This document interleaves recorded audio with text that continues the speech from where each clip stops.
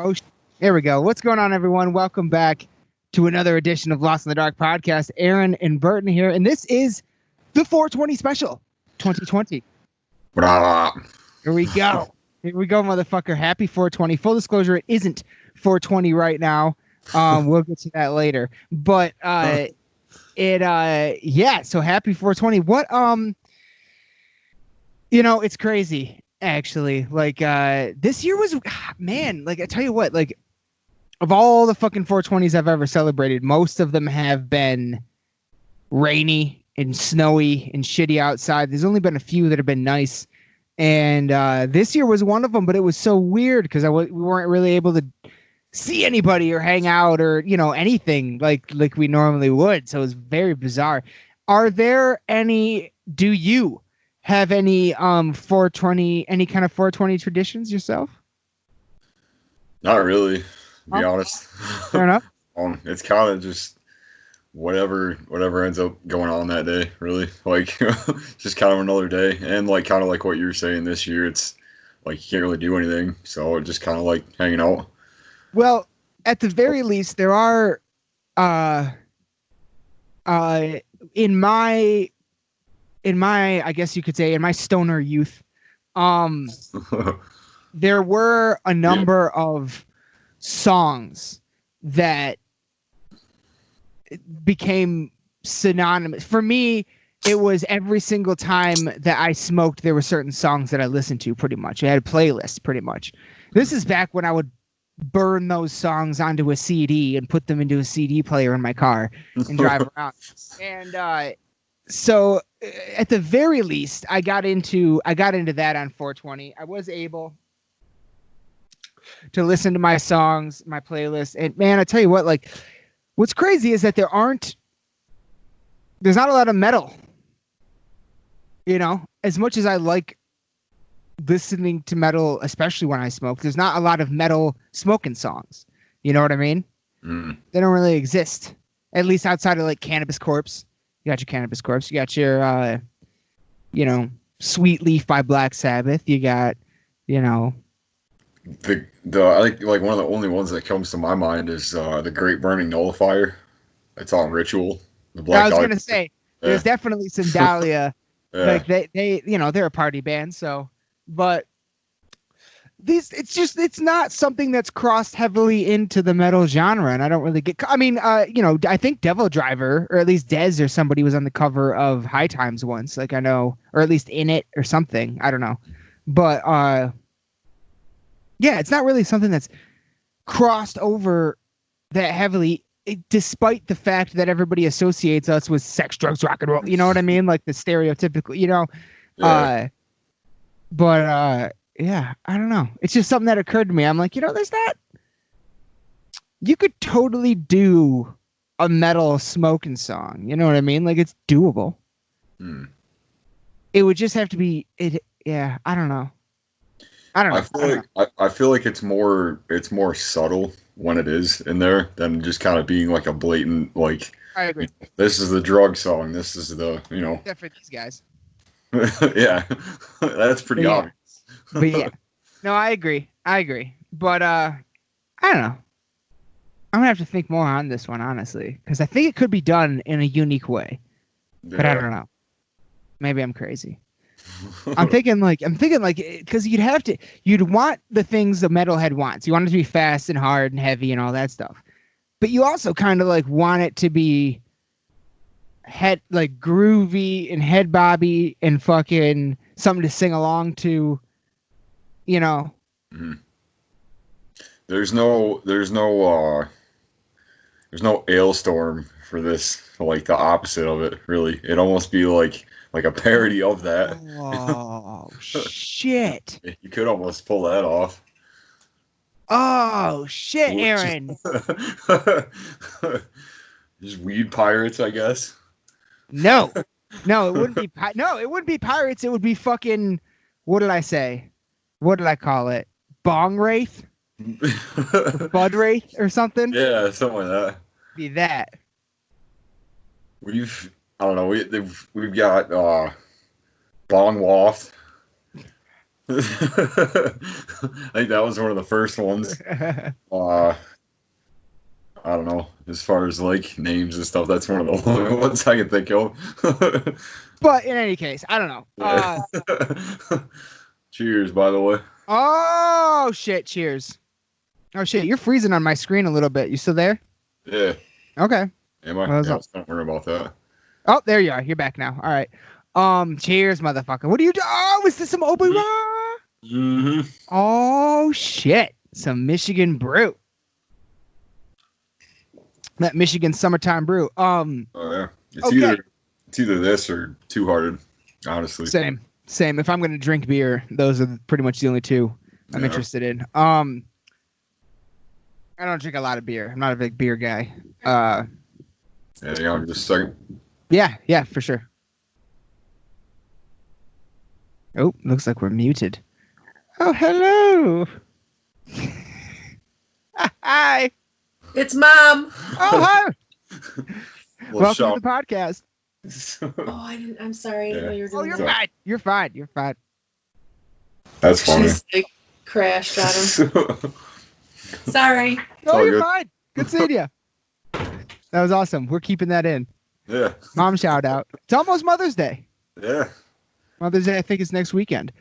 But we did just hear I actually think my mom did that on an early episode with us once.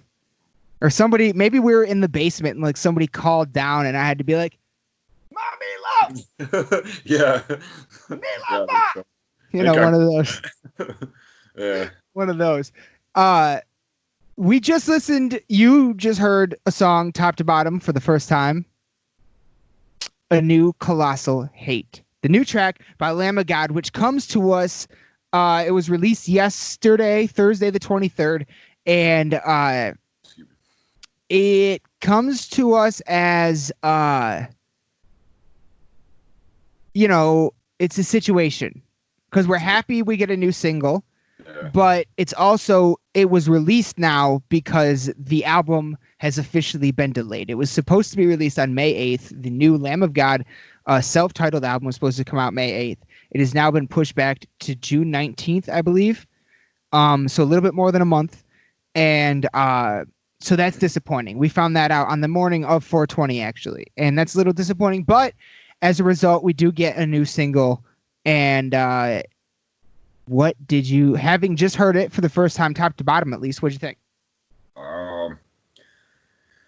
Well, you kind of, as a standalone song, it's everything you could want from them, honestly. Like I feel like there's a little bit more going on as far as like drum wise in it, which like right offhand I was like, yes, like I picked up on that too. Yeah, here but it's like I think this was the first time that I like noticed that it was somebody different. You know what I mean? Like the last two songs were very much like in their like regular kind of wheelhouse a little bit. But this one kind of felt like, like they kind of stepped out of that a little bit. It feels like it has very different timing than a normal Lamb of God song. Yeah. Or than pretty much any Lamb of God song. Yeah. It's a little more groove, I feel like. A little more like snare stuff, which is cool. Yeah. All the fills in it were cool. Just a little more busy, I guess. Yeah. But yeah, I mean, Yeah. I guess I'll have to sit with it for a little bit more. But I've definitely been jamming the fuck out of Checkmate and Memento Mori a lot since those came out. Me too, definitely. And something that I think is interesting, especially about those two tracks, Memento Mori and Checkmate. I don't know if you know this, but Memento Mori is the first track on the album and Checkmate's the second. Mm-hmm. So we have the intro of the album. You're frozen again, but I know I can hear you. Damn it. It's all good. Oh, there you are. There you go. But yeah, so those are the first two tracks on the album. I find it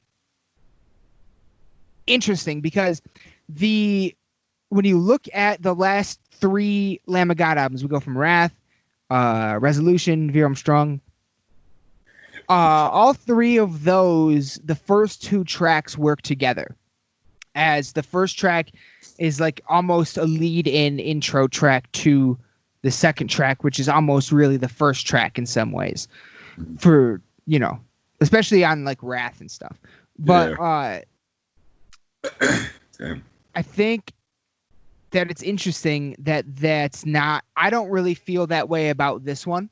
I don't really feel like when you listen to Memento Mori and then Checkmate in that order, I don't feel the way I felt about in terms of the intro of the last three out. This is something there. It's almost like, it's not the whole, story, not, they've never had an album that was like a story though, but you know what I mean? Like it's a different, like the way it's put together already feels different, I guess is what I'm trying to say, sort of. But yeah. Well, because and then the new one, the track that just got released, A New Colossal Hate, is track 5, I believe. See, I'm more of a fan of when bands do that when they put out like the first couple of songs that are like earlier on, because I feel like there's always like it's weird when you kind of think about it in terms of like the first half or like the second half, like each album has its two different parts, and like there's the first half and a second, and I always kind of feel a little bit more strongly about the second half for some reason. Just in general, I don't know why. Like, and I always kind of enjoy it when like there's like the first two songs that are like the first two songs on the album, and the rest of it's like fresh stuff. It's kind of why I was excited about hearing through Verminous all the way through the first time, because those were like two of the songs were like, the one was the title track, was the first song, and then the other one was like midway through, I think. Well, like 4 or 5. Hold on. Children. Well, wasn't the second single "Children of the Night"? Yeah. Yeah, that's track fucking 4. So it's still right at the top of the album. Yeah. So you still got that that like halfway point, and then like the whole rest of the album, which is a little bit better than. And I think we might have talked about this when with Slipknot, because they put out Unsainted for the first single, and then God, I'm blanking. Solar Forte. Oh, so wait, yep. For the second single, but that's the last song of the album. So it was weird, and I feel like maybe that song would have hit maybe a little bit harder if you wouldn't have heard it immediately following, like as the single, I guess. I can see that, and I can see that with Lamb of God too, because Lamb of God is a band who on almost all of their albums, the tracking, the final track is always an epic one. Yeah. On almost every, that's like a theme with them. Like the last track is gonna hit you. Like, like God, think like especially like one of my favorites with it is King Me. That song. Holy shit, man. That one and Reclamation. Both. Wasn't I can't remember. Shit. I can't remember what the last track on As the Palaces Burn was. Was it Black Label or Vigil? No, it was Vigil. Vigil, yeah. Yep. Oh, Jesus Christ. When the re-release of that came out, and that song was like just so much better. Like, yeah. You could hear it all. That's all it was. You could actually hear it. Mm. But the original, I still like the original. It's still like, I still like it. I don't know. I feel like I listen to the re-release of it a little more, just because I like that kind of little modernized sound to it. Yeah. But that was actually a really good segue though, because the next thing I want to talk to you about, since we haven't on the podcast yet, since you've heard Verminous top to bottom, I think something interesting you just said is a lot of times bands will have, you'll listen to a new album and you'll hear like the first half and the second half, and there'll be slightly different feels. And I agree with you a lot of 100%. Albums have parts, you know what I mean? Which is why it's always important to listen to whole albums top to bottom. But I don't know if I necessarily feel that way about Verminous. I think Verminous is just straight through fucking fuck you motherfuckers in the face. Like, we're gonna melt your fucking face off and make your fingers bleed. Like, your throat will rip out of your body. Like, it's one of the best like 36-minute albums ever. And if not like ever, like in their catalog at least, like it's really, you know. Okay, so we have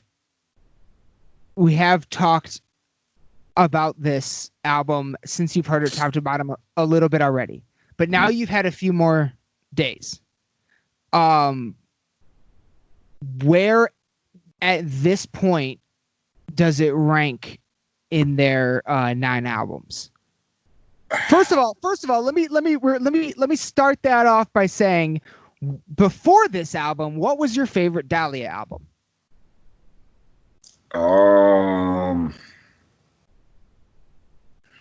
And again, I'm just saying your favorite. I'm not talking about the one you think is best. I'm just saying, like, which one is just your favorite for whatever reason. Doesn't matter, just your favorite, personal to you.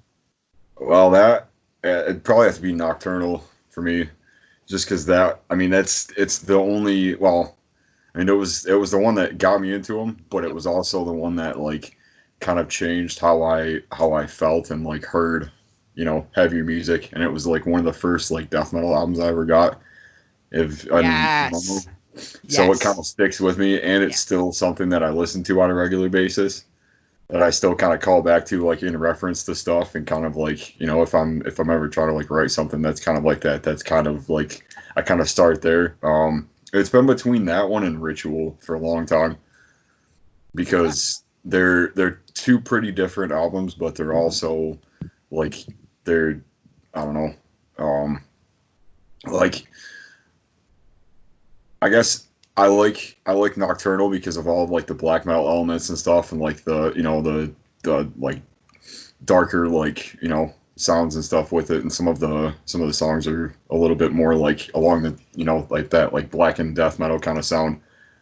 And then Ritual was just cool because of like I just like the, you know, the whole overreaching concept of the different songs being like different rituals and stuff, and kind of being its own, like their own songs that kind of tie into the whole main idea of it. That it's just got some of my favorite songs, like On Stirring Seas of Salted Blood. It's really sick. Like, even still, I've been trying to learn that one the last few days. Like, it's so fun. I don't know, it's one of the more fun ones. I like Carbonized and Cruciform, Grave Robber's Work, and then I guess with the last songs, kind of going with that topic, Blood in the Ink is probably one of the best closers they've ever written. Honestly, next to like Warborn, I'd say. So yeah, I guess between Ritual and Nocturnal, for no specific reason other than those are just the ones that like really grab me and still, you know, I listen to on a regular basis. So where does Verminous lie?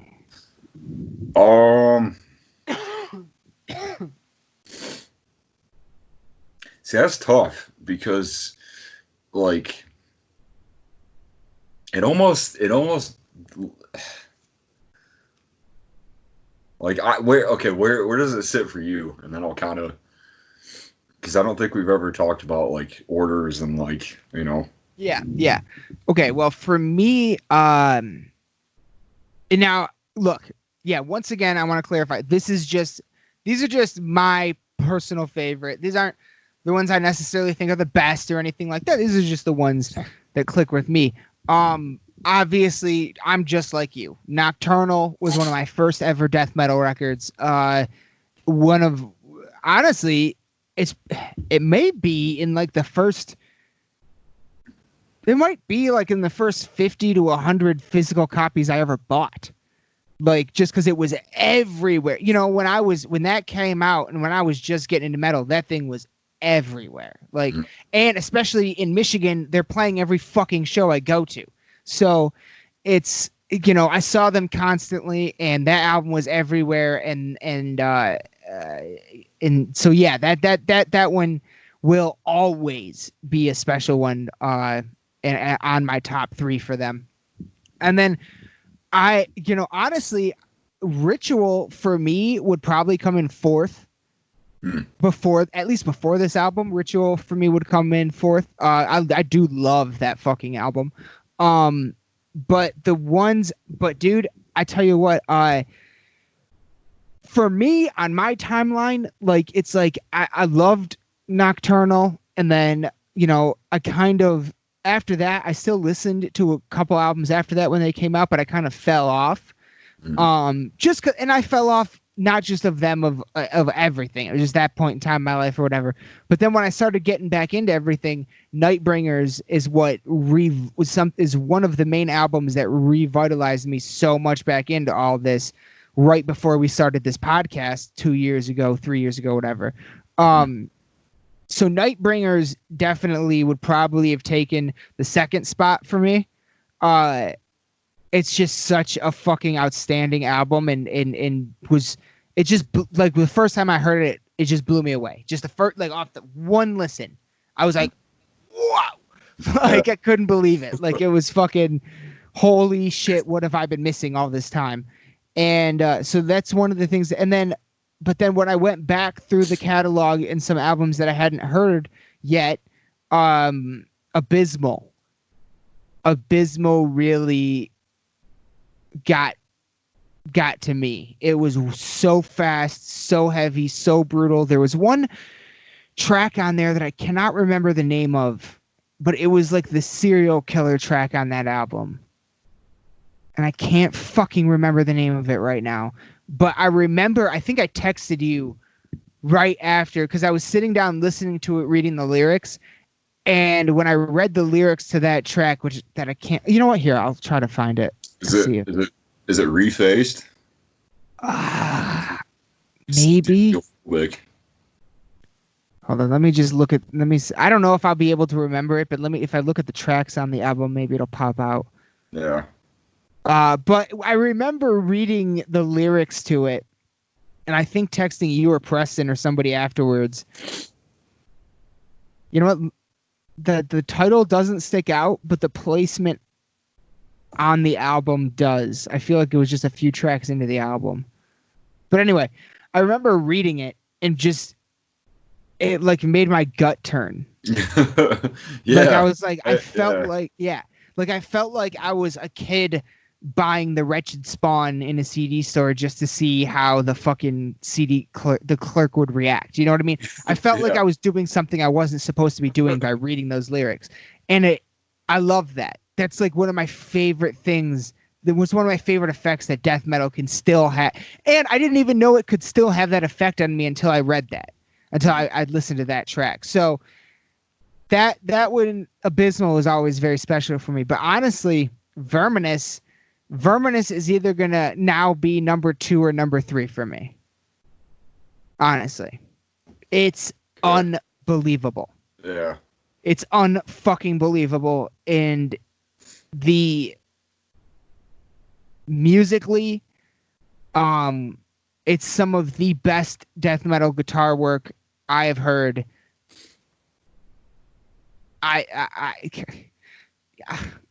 Since Carcass, I don't know, since fucking, Arch Enemy, early Arch Enemy, I don't know, like, At the Gates, I don't know, like, It's just the guitar and the vocal performance. It's just everybody's performance, the way it sounds, the mixing, the production, the tracking, it's just a journey through an underworld, and it's, oh my god, dude. I think like this one kind of, to me, kind of stands on its own. Because before, if we were talking about it in terms of like their previous albums that they've put out, I would say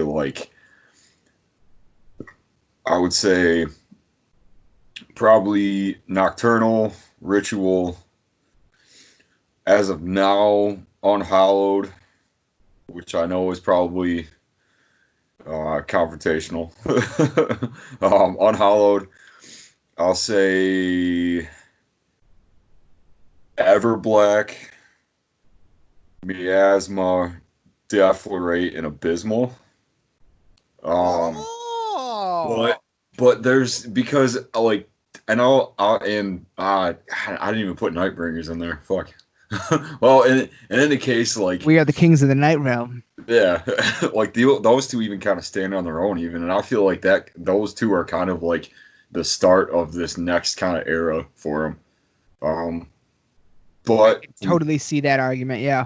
to me,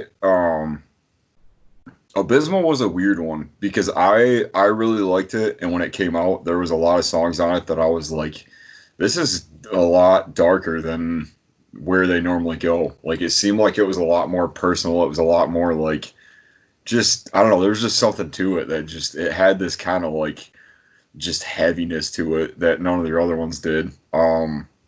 Mostly with I think it was that Stygophobic song. That's like the shorter, like 2 minute song. That's kind of like the slower, like and then it kind of goes back into the last part of the album. Like that one by itself, kind of like the first time I heard it, I was like, this is eerie. Like this is something different from them, which is like kind of transferred over to Nightbringers after that, because there's a lot more of that kind of stuff on it.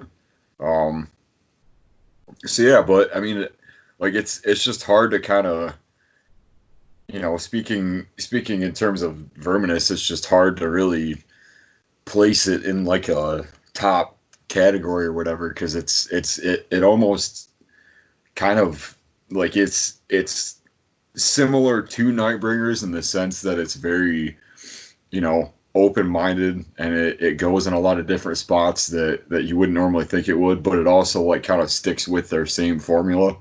And Verminous, I felt like they kind of like stepped out of that a little bit.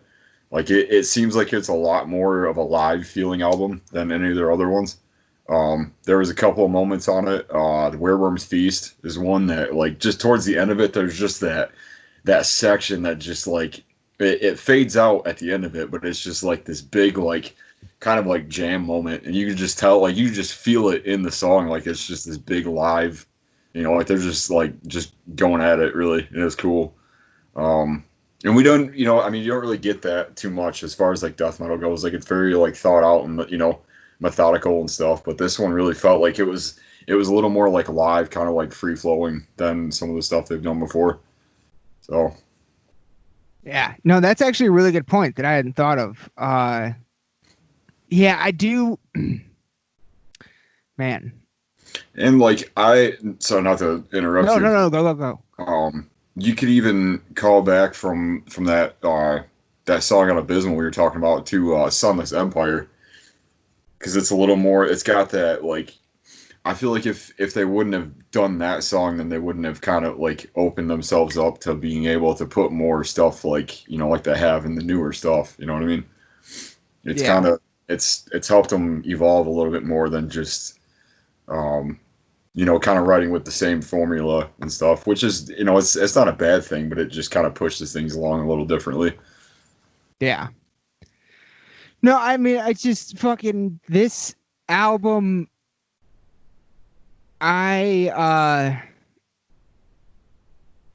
It's been a long time since I've well, maybe that's not true. But I immediately connected with this album. Like from the first top to bottom listen, I was like, this is amazing. Like I don't need to hear it more than once to know I just heard something incredible. And I don't know. Yeah, I guess in a sense that I hadn't really thought of until now. Like the guitar work, like if you really think about that guitar work, it really does. It doesn't sound like it. Like it's not the same style as, but when you think about how it's melodic death metal and they have this big sweeping guitar work, you could say that's pretty heavily like Swedish death metal influence, which. maybe you could say that. I don't know. Not in the sense of the style, not that it sounds like that, but just in the fact that it's even constructed like that. You know what I mean? Yeah. And I didn't consider that until right now, and that could be another reason why I just so instantly fucking like it, because I fucking love Swedish death metal. So, especially melodic Swedish death metal. Yeah. Yeah, man. Like this one, like to be a follow-up from something as incredible as Nightbringers was, and then to release something that, if you don't call it better, it at least stands shoulder to shoulder. Yeah. To me, without question. Like, even if you don't like it as much as Nightbringers, like, it's right there next to you. You know what I mean? Like, I don't think there's any denying that. So Yeah. it's just so fucking good. Like I feel like the flow of just the album itself had a lot more just a better feel to it than Nightbringers. I feel like is maybe the one thing that I'll say. Like, if it felt like a little bit more, like the songs kind of tied together a little bit better than they did maybe on Nightbringers, but yeah. It's hard to say whether that was because of the member change, and maybe that was because they were trying to like work in this different style with Brandon instead of, I mean, I don't know exactly, but like I kind of think it's more it's shit. I mean, maybe it's I mean, there's whenever you're a band that rarely changes members, which is already rare, and then when you do change a critical member, there's got to be that growth time. There's got to be that growth album or that growth tour or whatever, to incorporate the new style and how that's going to work with everything else.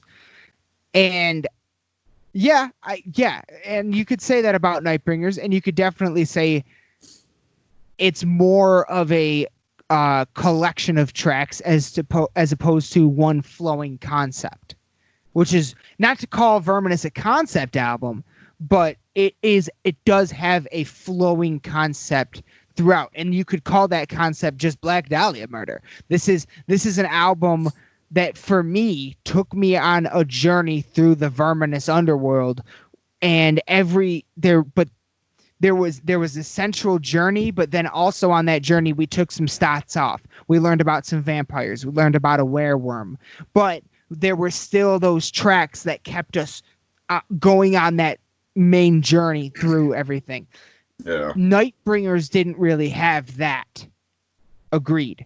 But definitely what Verminous does also is it feels like the realization of the way Brandon, the new guitarist, the realization of the perfect marriage between his style and what Black Dahlia is, and what oh my god, such a brain fart. The other guitarist, the original guitarist. Oh, Brian. Jesus fucking Christ.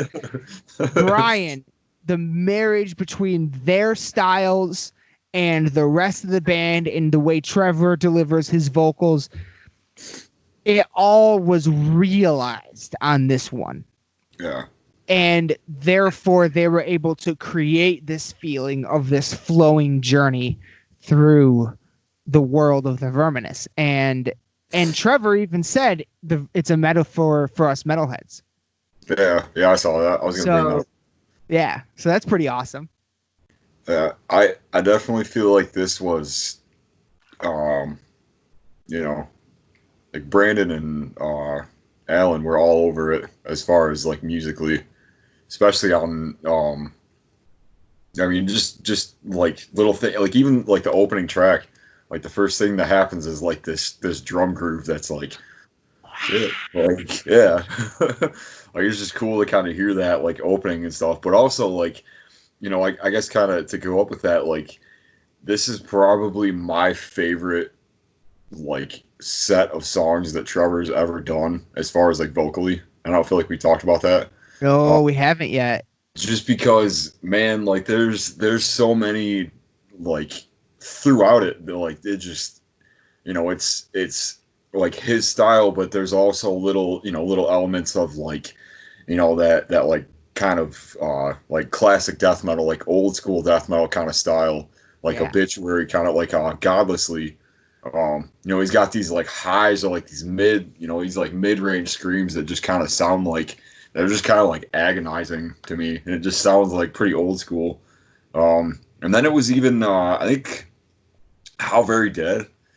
That's one of the more like just different ones, especially like because it has more of like a heavy metal kind of feel to it.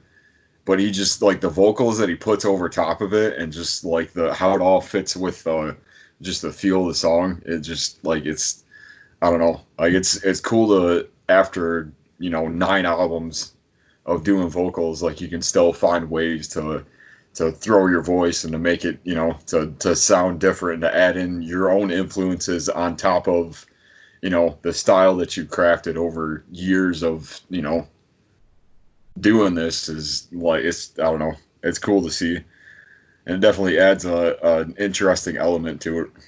And not only that, not only what you just fucking hit it on the head, you just hit it out of the park with that right there.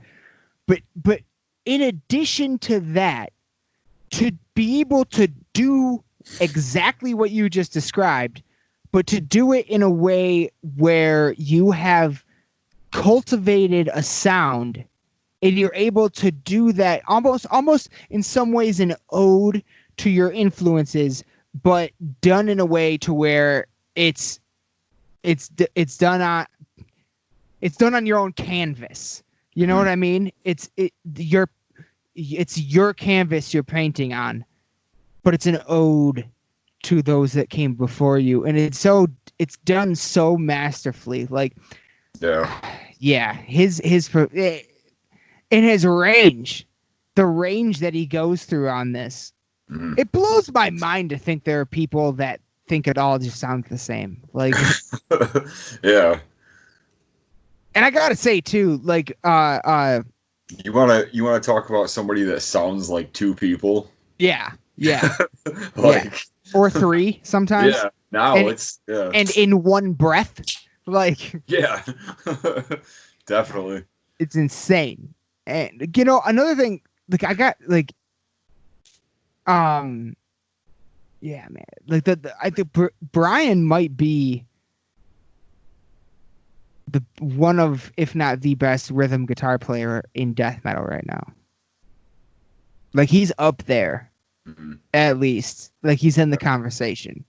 Like because I feel like it's him and Trevor that have done okay. Their performances are what, to me, the signature Dahlia sound is. You take one of them away and you lose the signature Dahlia sound. So in any especially a rhythm guitarist that can cultivate a sound like that through a career, like that is a rare thing. Yeah. And when you see it in metal, it's something. You know what I mean? It's something. Like I fucking love that. There are a few other bands where you could that have definitely done. Dahlia has done what Slayer has done, what Cannibal has done, in that they've stayed true and steadfast to their sound. And they've spent time to cultivate an original sound. They didn't want to fucking experiment all over the place. They're like, we want to be this thing, and we want to evolve this thing and continue this thing. And it's something that yeah, man. Every single one of those is, the following is nothing but a bunch of diehards. You know what I mean? When you do this, when you're able to pull that off, especially DIY grassroots, you know what I'm saying? Mm-hmm. Then you will create a fan base of diehards that will never give up on you. Like, yeah. Well, I always used to say, speaking in terms of like modern guitar duos, it was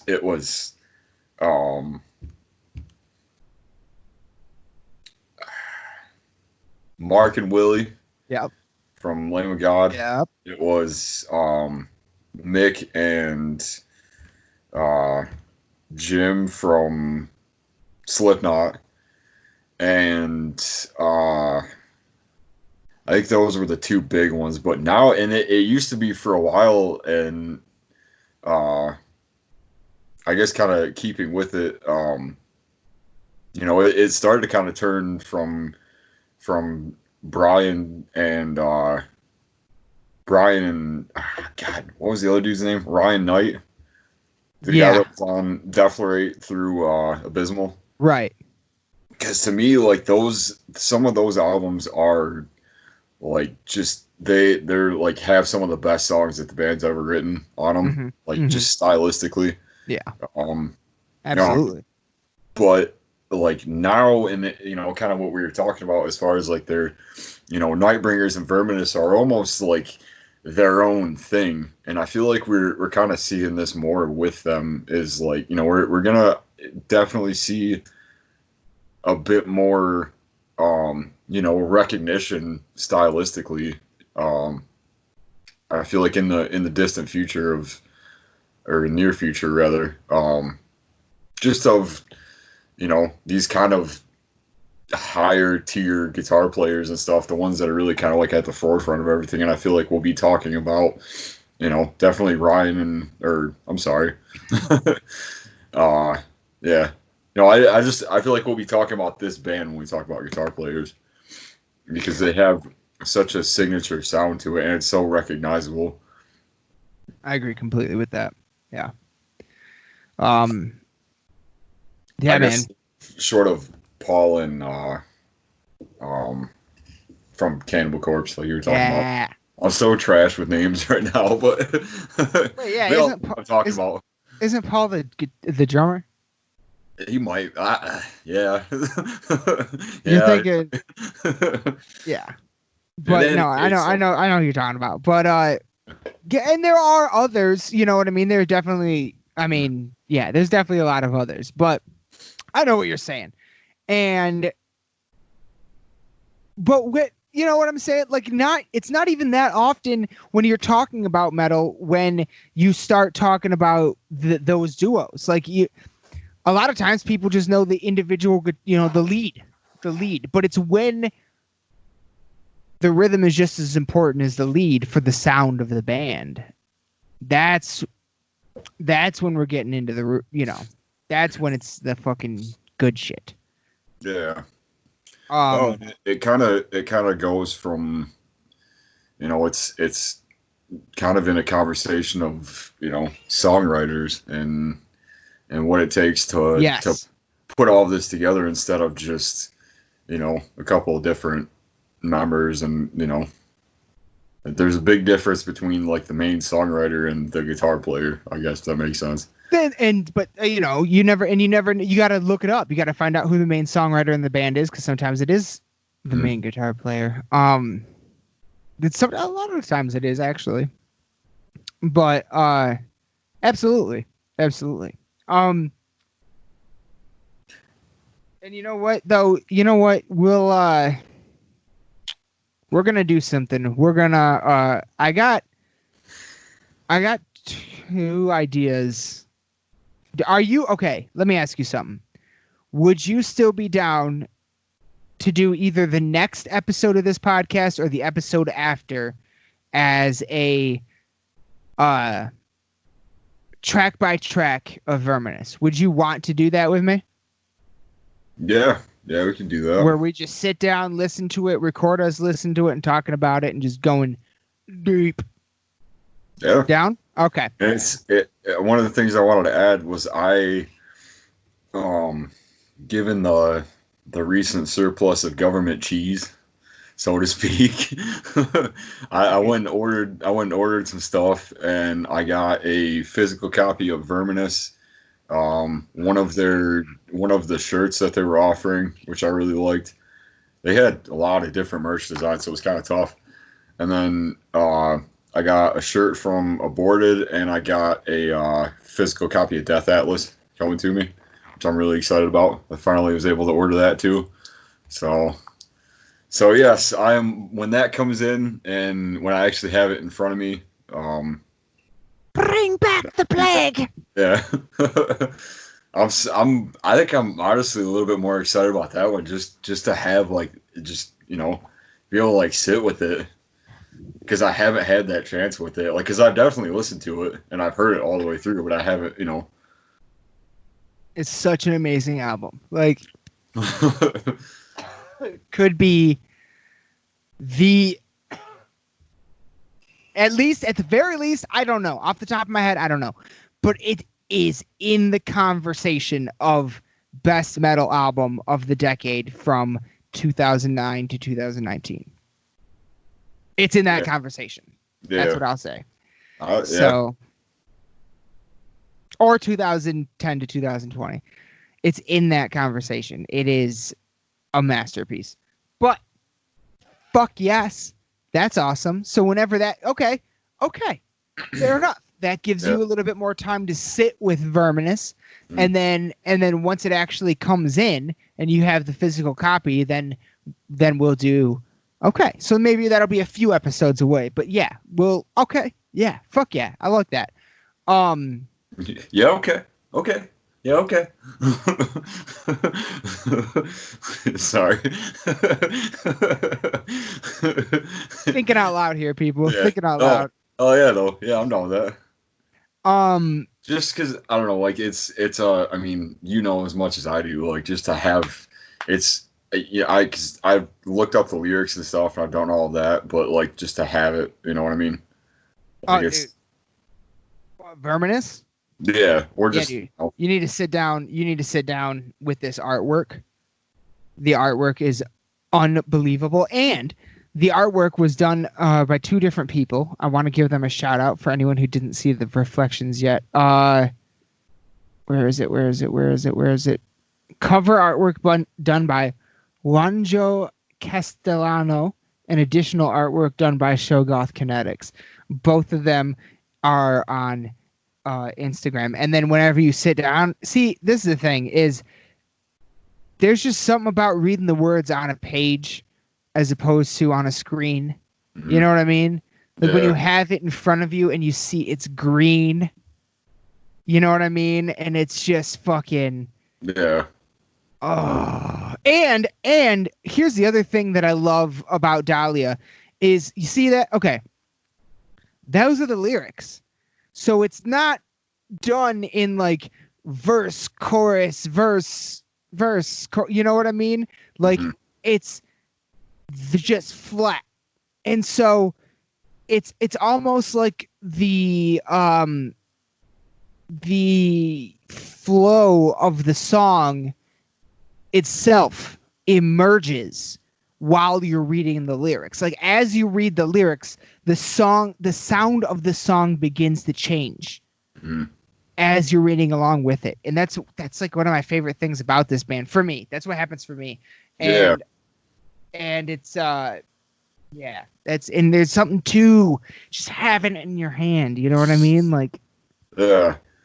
Well, and also it helps you kind of make sense of the chaos within the music sometimes, and I even find that with a lot of like really heavy stuff that's kind of like vocally is kind of hard to make out a little bit. Sometimes even just looking up the lyrics like kind of helps you kind of figure out what's, like it's like order through the chaos in a way. Like it just kind of makes it make more sense.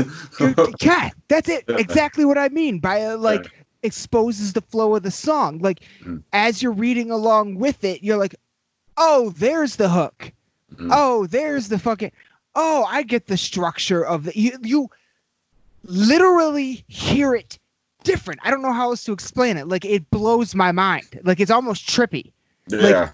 Like you hear it without, and then you just hear it, and you hear it without reading the lyrics, and you just hear it. And sometimes it can sound like, not to say that this happened with it, I'm just saying in general, sometimes it can sound just like a fucking blob, but then you read the lyrics along with it, and all of a sudden the structure begins to take shape, and like the way it's constructed and sounds in your head starts to become different, and it's fucking awesome. Like, Yeah.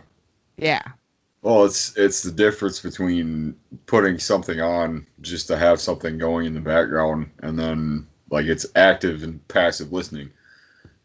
I don't know if we've ever talked about it before, but yeah. you know, it's when you're actively looking at something and like kind of reading through it and kind of trying to make sense of it. That's when, you know, things stick out more, as opposed to just having it as a piece of music just to listen to. Right. Just, you know. Right. But that, I remember, like, that was, I think it was, I don't know, it was a little while ago, and you kind of reach a certain point with it where you're like, well, what's, you know, it's that weird kind of thing where, like, you ever been like had a song stuck in your head, and like you went to go look up the lyrics because you never really have before, and like when you do, it's completely different than what you knew it to be.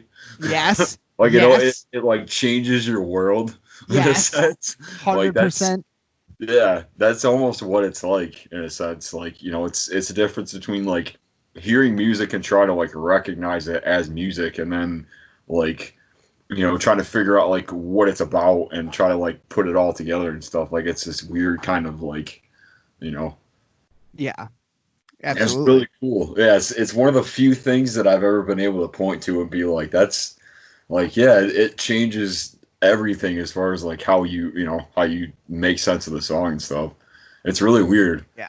Yeah. I fucking love it. I love it. And it happens big time for me with Dahlia. Like, oh yeah. Like, yeah. It just, because they're fucking stories, the way they are able to construct a scene or a moment or even a series of moments just through, like, not just, like, sometimes it could all change within a single line. Yeah. Like, the writing, just, I've never read writing like that.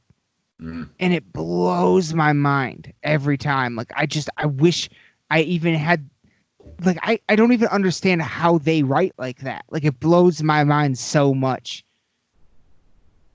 God, yeah. Because I've never even thought of writing like that. You know what I mean? It was never even like an idea. Yeah.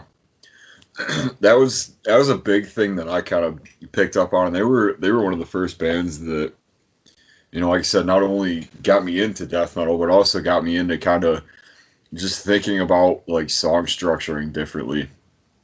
Because before, like, and you know, you're taught like oh, it's like A B A C A B, you know what I mean? Like, and then back to, you know, and eventually ends or whatever. Like, then that's traditional song structure. Tradition, right? Not to be I love AC/DC, but AC/DC song structure. You know, verse, chorus, verse, chorus, verse, chorus, chorus, chorus, done. Yeah. Somewhere solo. Yeah, so kind of thrown in there towards the end or whatever. But yeah, with this stuff, it just, I don't know, like offhand, it just seemed kind of different.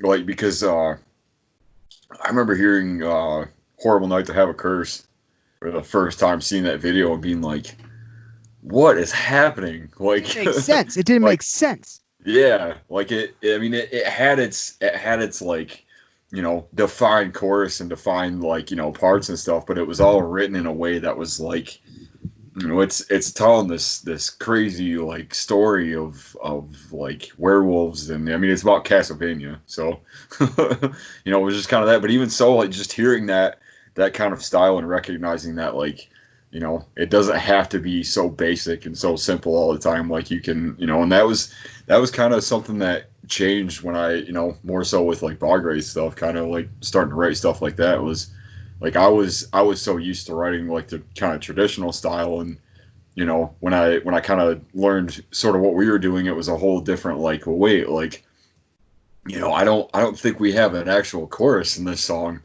but there's a part that is identified as like the main riff of it. So it's kind of, I don't know, it's just a weird way to think about different music and different like songwriting and stuff. But they're definitely one of the first bands that kind of got me thinking differently about, structure and, what was possible within songwriting and stuff. So I think that's probably another reason why Nocturnal kind of sticks out for me a little bit more.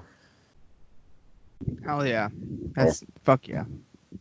I don't know if any of that made sense with what no, that made complete no, that was awesome. No, that made complete sense. But I do since we are going to end up taking a deeper dive on Verminous, we'll table that for now.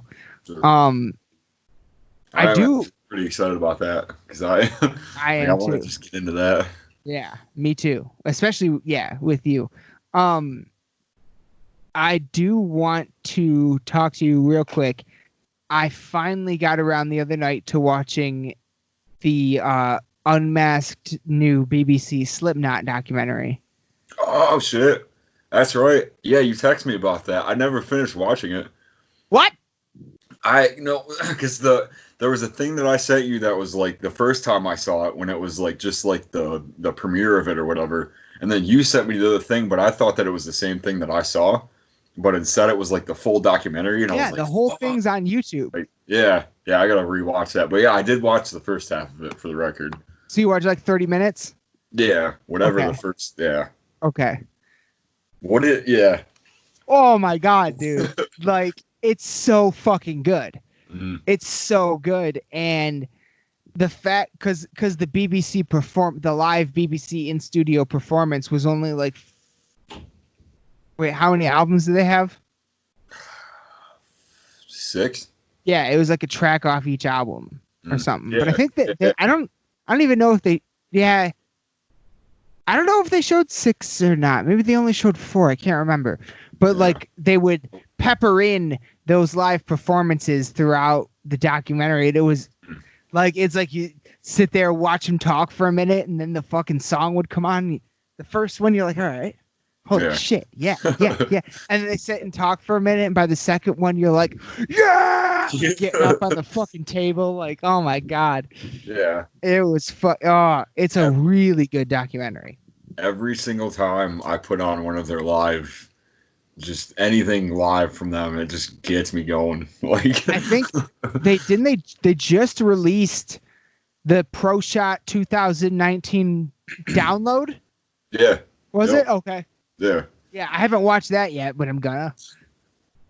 You need to like really kind of go back and watch all of the documentaries they put out because they're like I've seen a bunch of them. Yeah, they've put out quite a few of them, but it's always kind of like I don't know, just watching like footage of them live is something that is like how do you even make sense of 9 people playing, at the same time, same stage? Like it just from a place like that, it's just I don't know. Total fucking chaos. Yeah. Is what it is. Well, there it is. Again. We did this the last time. Yup. This is what this is what we've been fucking dealing with. Like this shit for 130 fucking. Look what happens when I do this. Watch this. Yep. Watch this magic trick, people. Yep. 130 episodes of this. God damn it.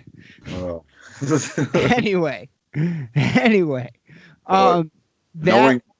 No, go ahead. That's how I'll have to rewatch that. I'll have to watch more of that. Watch the whole thing. And then the fucking they're up there,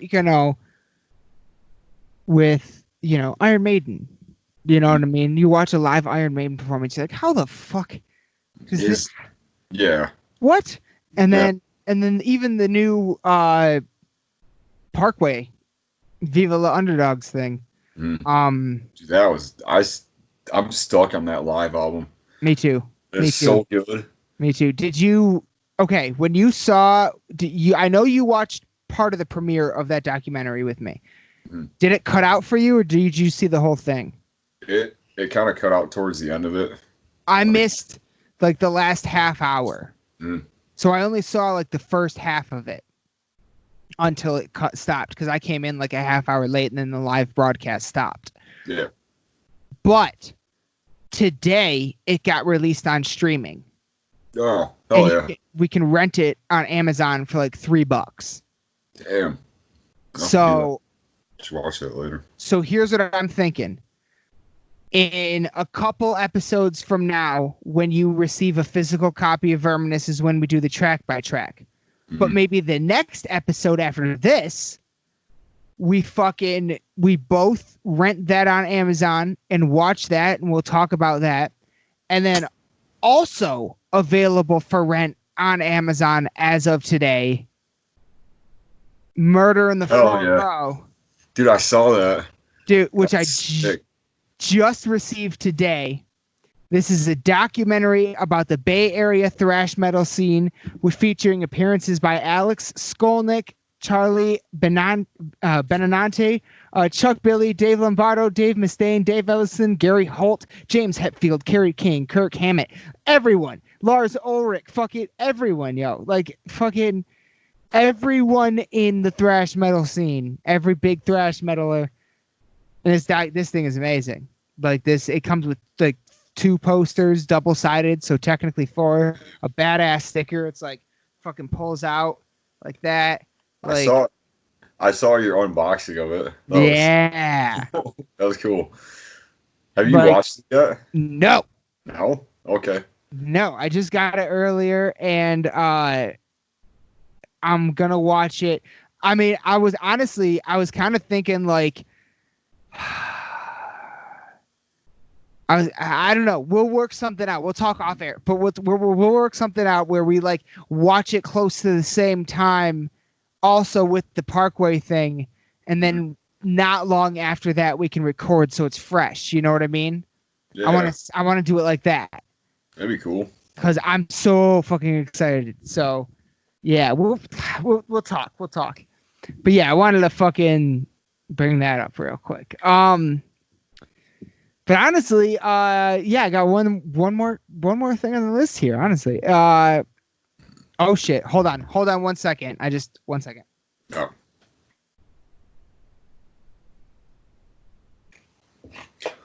I actually gotta take a quick break here. Take a break. All right, go ahead. Yeah. No, I'll just talk for a minute. Yeah. So fucking hold on 1 second. You know what?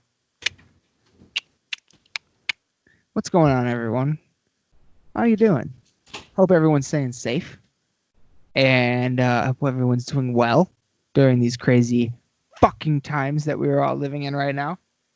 I hope everyone had a really happy 420. This is our 420 special. Happy belated. This is coming out a week after 420, but this is the 420 special this year. We've done one every year. And, it's kind of crazy. Because we started off, when this podcast started, both, so Aaron is our co-host. And then, but Preston and I, my cousin and I, started this podcast. And within the first couple episodes, we tricked Aaron into being on, and he became the permanent co-host. So, fucking Preston and I, when we started this, we were working at a head shop here in Lansing, Michigan, and it was the first time him and I had ever worked together in a professional setting, at least, and it was amazing. Like, we had so much fun there, and we celebrated many 420s there. There were years where we had like multiple grills going all day, free food, fucking hot dogs, brats, hamburgers, chicken, whatever we could grill up, it was there. We had live glass blowing from some local glass blowers that were making like pipes and like glass artwork on the spot. It was phenomenal. Like, we had some really fucking amazing. We even did not only, like, I think maybe even more than one early. I'm talking early, like first 50 episodes, like first 20 episodes of this podcast. Some of those were definitely done in the back of the store after we closed. Preston and I would sometimes record. And then there was I think our first 420 episode was recorded in the shop during the work day. Like we literally had people coming in and out while we were recording, and we would turn off the mics while we were recording or while people were in the shop, because we, you know, like I don't want to like record our customer, you know, that's weird. But there were some customers I wish I had left the mics running, and I think they would have been fine with it, and they were hilarious. Yeah, but we had some really fucking awesome times, and it was an awesome place to kick this thing off. So there's no question that since the inception of this podcast, since the birth of this podcast, it's been a major theme. It's been a major theme. So 420 is a special holiday for this podcast. Aaron, I see you're back. Yeah, I'm here. I just went on a little rant about 420. That's all. Okay. But I guess kind of the last thing I wanted to talk about here was just I wanted to take a moment to send two very special things. First of all, a band reached out to us by the name a member of a band reached out to us within the past probably couple weeks by now, called A Suffocating Lie is the name of the band. The guitarist Trevor reached out, and we ended up, that was the last episode. We had them on the show here, and it was like crazy. Like that for a band to reach out to us and to want to be on this show is something we've been striving for 130 episodes. And then it finally happened. And it went amazing. They were such fucking awesome guys. You know, and it was made possible by this Skype situation, really. You know what I mean? Like, I can't, it blows my mind that it even happened, and I just cannot thank them enough for reaching out, wanting to be on the show, and yeah, like I cannot fucking wait for all this craziness to fucking be over. So maybe one day they can come here to Michigan, or we could go to California to see them. You know what I mean? Like, yeah. Oh, see them live. Like they, again, A Suffocating Lie. They were on the last episode of this podcast. Fantastic episode. You should check that out on YouTube. And they were just really awesome guys. They have a really they got two really great tracks out, Black Sheep and All the Marbles, and they have a handful of really great videos on YouTube of like behind the scenes stuff of them recording and stuff. Really cool videos. And they're just really awesome guys. You know what I mean? Like the three of them that I talked to. Yeah, man, it was a fucking really awesome experience. Really great experience. I can't wait to have them back on, any of them, and if not more of them.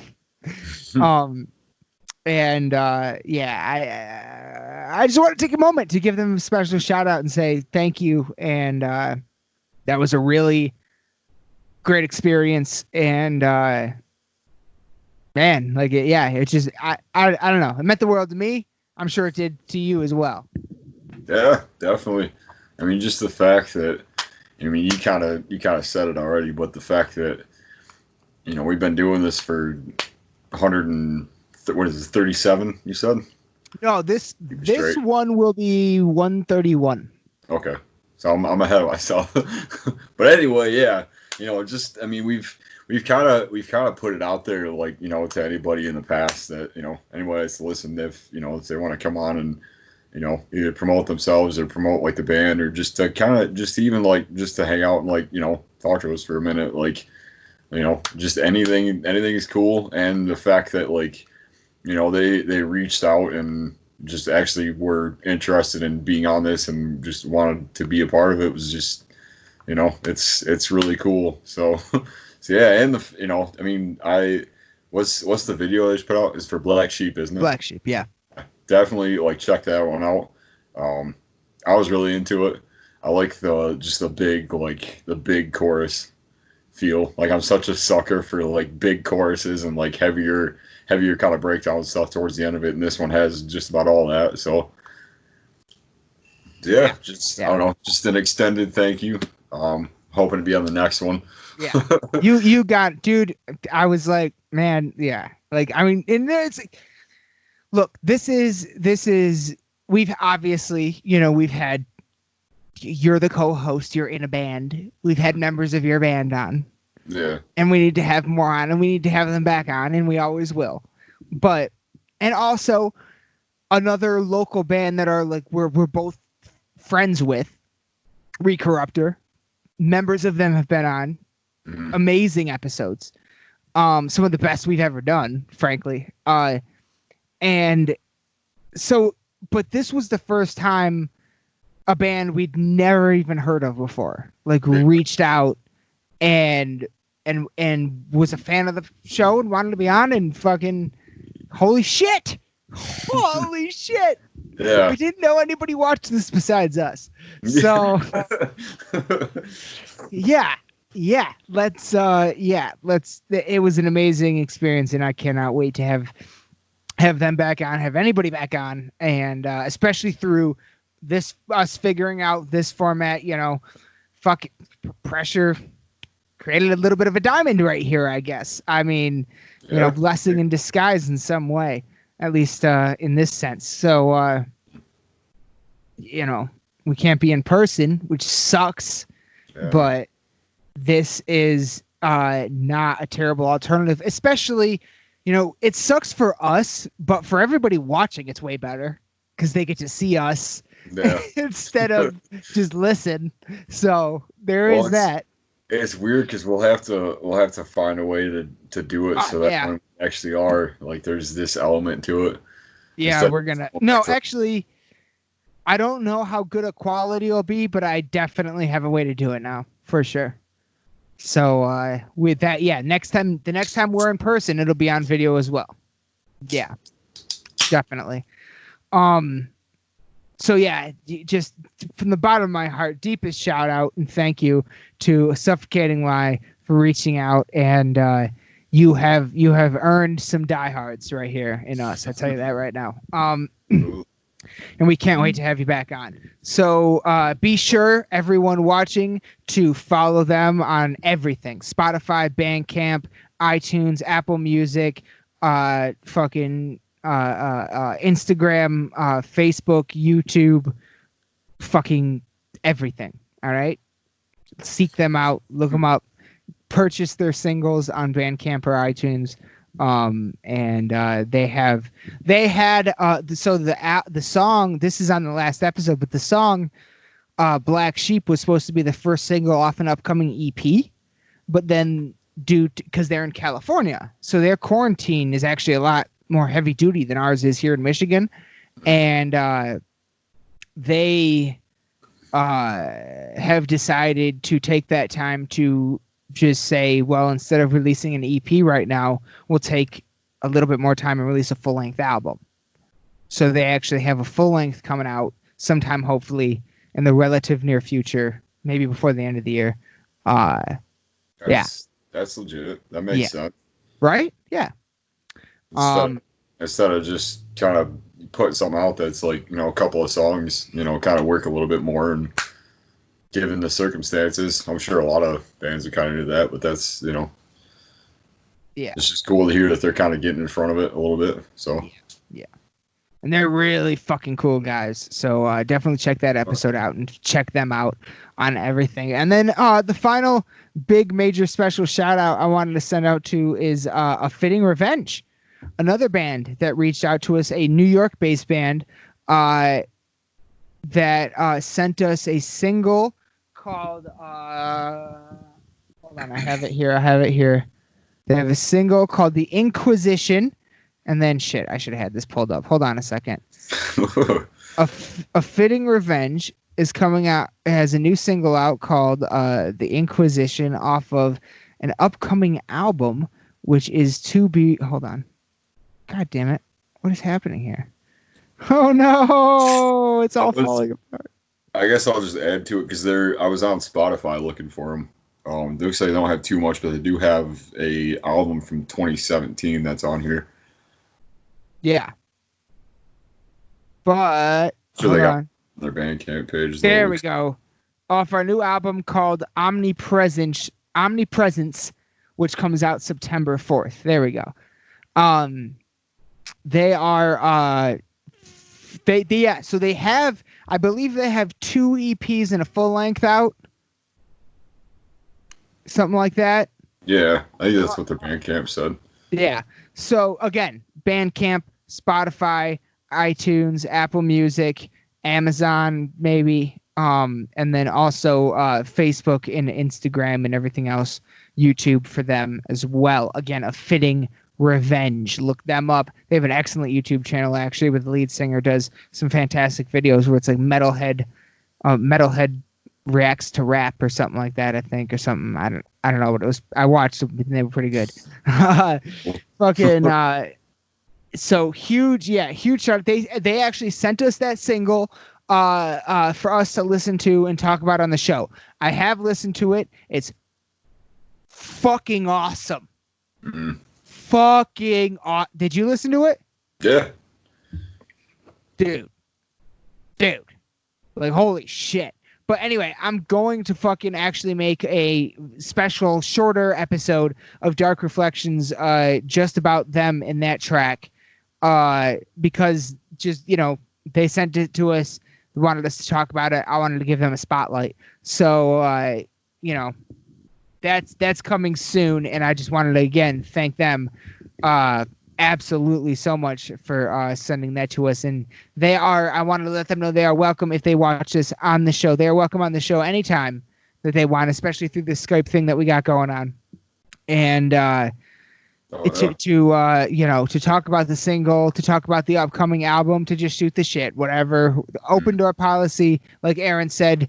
We're fucking anybody that wants to be on just for whatever is more than welcome. We want to talk to you.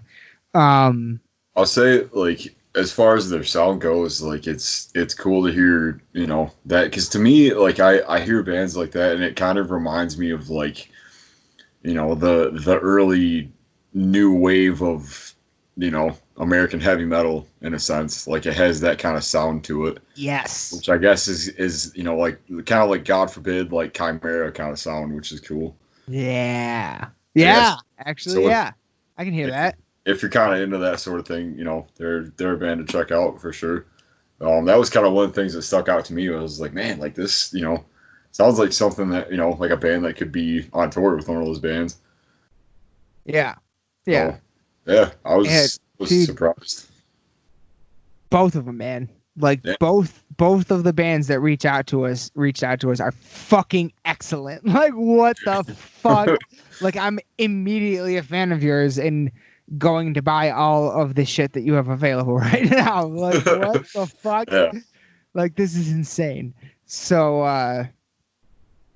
I just thank them so much for reaching out and sending us that single, and it's excellent. I cannot wait for the album, and I hope there are more singles on the way. Fingers crossed.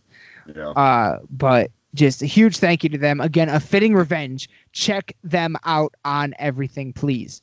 And there is a video coming out talking about their new single within the next week. Again, the single is called The Inquisition, right? Yeah. Inquisition, yeah. It's on YouTube. Check that shit out. There has actually already been a couple. I've seen a couple write-ups about it. So, yeah, I'm excited to talk about it and get that video out for them. Because it's a great song, and I want more people to hear it. So, thank you so much. A Fitting Revenge and A Suffocating Lie. You guys are the fucking best, and everybody check them the fuck out right now. But yeah, man, that's pretty much all I got for our 420 special here. 420. Which isn't really fuck motherfuck noise. I really need to rewatch 1, 2, some 3, of 4. those movies, honestly. The best.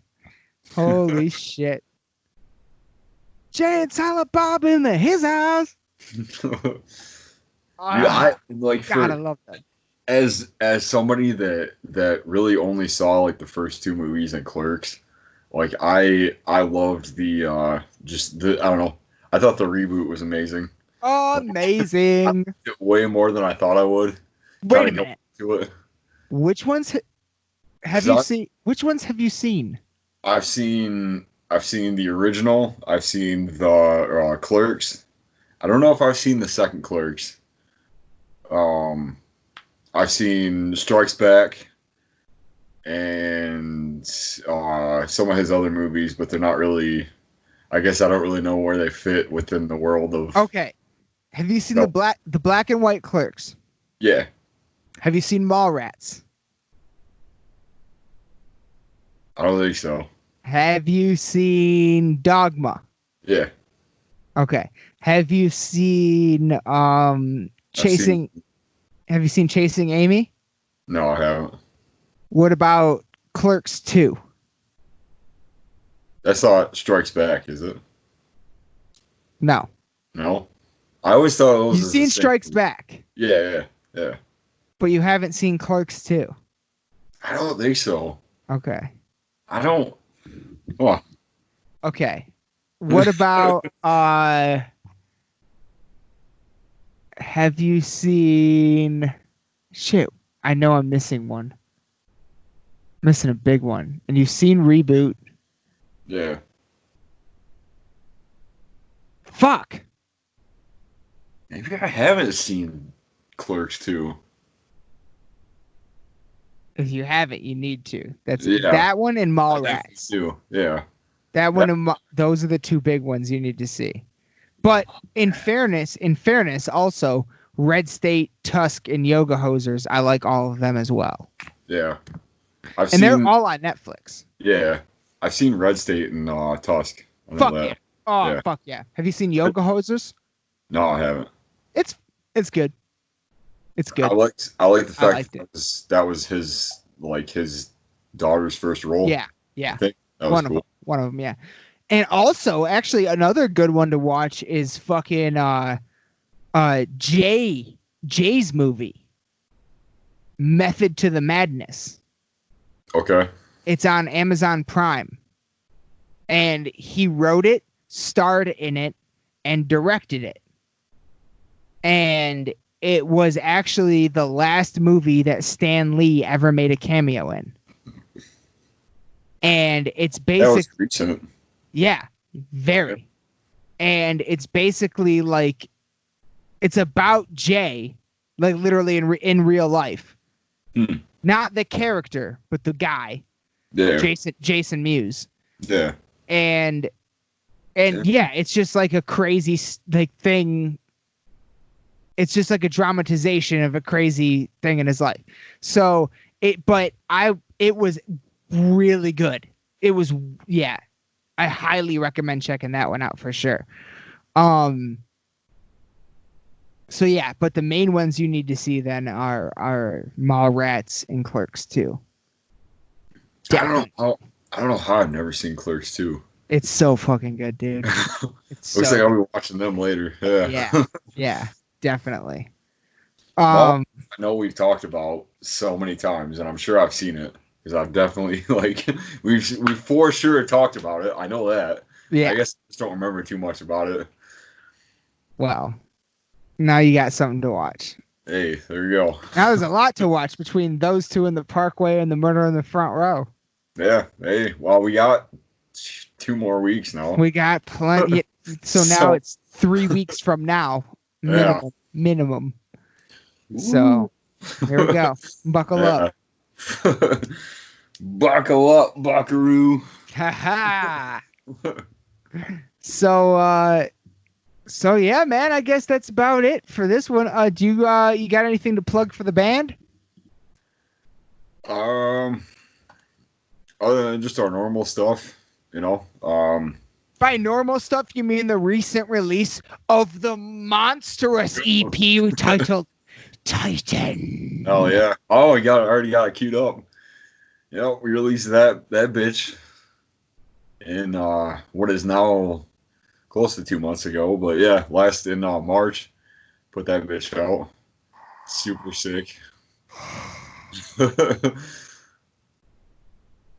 That is currently up on our just about everything. Spotify, Bandcamp, you know, YouTube. I'm sure it's on there. Look at that! Look at that! Giving the whole the tour. So yeah, anywhere, you know, anywhere you want to find merch stuff. Do a lot of stuff through Bandcamp. We've been taking a little bit of a quiet route as far as the whole Twitch thing. It's been a little tough for all of us to kind of get into that sort of thing. I know Chase still does guitar, you know, practice and playthroughs and stuff. I'm still trying to work on getting my whole setup out there so I can stream and do all that stuff effectively out in my room, because a lot of times it's, you know, if you don't got the connection for it, it's just kind of shoddy and stuff. But I've been working with a lot of video stuff, so I'm hoping to get a few different video things out. And I'm sure there's still, you know, just from time to time, you know, just you'll see Bog Wraith go live, and it's usually a matter of, you know, one or three, or, you know, 2 or 3 of us just kind of either hanging out or, you know, just really doing anything. So just, you know, if you see that, just kind of, you know, pop in, say what's up. And yeah, I don't know what else to add to it, really. Just, you know, if you feel generous and want to contribute to our, you know, to our Patreon page, to our Bandcamp page, anything like that, we greatly appreciate it. It's cool to still have that support, and still, you know, just cool to see people just psyched about what we're doing. So, you know, if you're interested in any sense and, you know, helping us out or, you know, anything like that, you don't have to, but, you know, it's always super cool to kind of see that, and, you know, to just get that kind of, you know, recognition and stuff. So support local bands, people. Yeah. Anything local, really. And I think, I don't know what it is unless I can find it real quick. Hold on. I don't know. Maybe I can't. But there is another day coming up soon where if you purchase anything on Bandcamp, all the proceeds go to the band. Oh, Friday, isn't it? This coming up Friday, or no? I'm not sure. Is it Friday, May 1st? I'll have to see. I know you said that earlier. Yeah, I can't find it here though. So I don't know where. I don't know exactly the date. Fuck. I know I sent it to you, but I can't find it. What the fuck? Yeah, I don't know. But look that up on Facebook. There are a couple of different sites posting about that. You know what? Hold on. Maybe. I do know that the cowbell is the only cure for the coronavirus. Well, when you have a fever. Yeah, on May 1st. Bandcamp once again. Sorry. No, you're good. You're good. I just saw that post and I was like, I gotta say something about that. I have a fever, and the only prescription is more cowbells. Bandcamp once again waiving their fee on Friday, May 1st. To benefit all the artists on their platform. So it definitely a good day if you're going to get something from an artist to get it next Friday, May 1st on Bandcamp on their page. All the proceeds will go directly to them and supporting them. So that's definitely a really great way to help out and support the bands and artists that you love right now. I didn't have the chance. Yeah, I didn't have the chance to do it the other day or when the first time they did it, but I'm definitely going to kind of jump on it and do a more support because there's a few things that I wanted to buy and kind of, support. So that's I'll probably pick up a few hard copies of A Fitting Revenge on that day. For example. But both of A Fitting Revenge and A Suffocating Lie and Bogwraith and Recorruptor all have Bandcamp pages. So be sure to check all of them out. If you're a fan of this show, those are the bands that we love so much. So much. But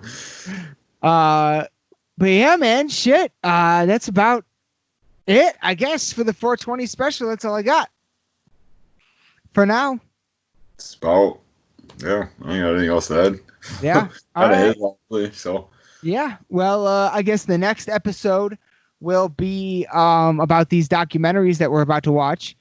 And then we'll do an episode track by track of Verminous. Fuck yeah. Oh, yeah. It's good plan. It's a good plan. Or at least whenever you get the hard copy. That's when we'll do that one. Within the week, I'm sure. Yeah. I mean, it's hard to tell anyway, but yeah. Yeah, I'm sure it'll be something like that. But yeah, fuck, man. All right. If that's all we got, that's all we got. So thank you all so much for watching this episode of Lost in the Dark podcast. We will be back again very soon with, like you just heard, some all new stuff. And man, yeah, I hope you check out Murder on the Front Row. I hope you check out Viva La Underdogs documentary. I hope you check out Bogwraith Titan, and I hope you check out A Suffocating Lie and A Fitting Revenge. We're all in lockdown. We're all in quarantine right now. It's a good time to check out some new shit, right? So why not? And it's all fucking good. I promise. So yeah, that's going to be it from us this time, and we'll be back again very soon. Thank you all so much for watching. Thank you again to A Fitting Revenge and A Suffocating Lie. You guys are awesome. And to everybody, and to them and everybody else, raise your horns, bang your goddamn heads. We love you all to death. Good night.